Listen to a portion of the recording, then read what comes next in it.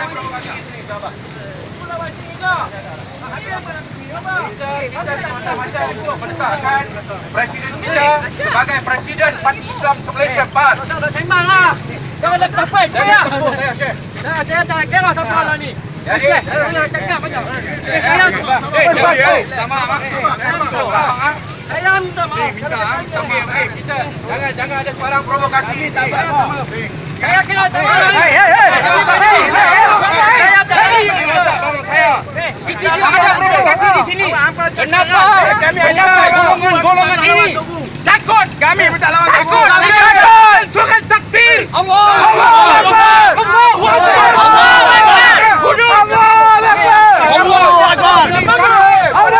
Akbar. Kenapa golongan ini tidak ada perasaan kepada Islam? Tak ada. Kita meletakkan hudud di hadapan. Hudud.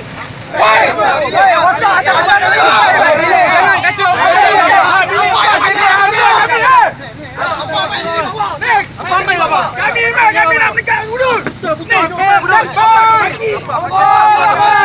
Tanya lawan tu. Jangan kita provokasi. Jangan.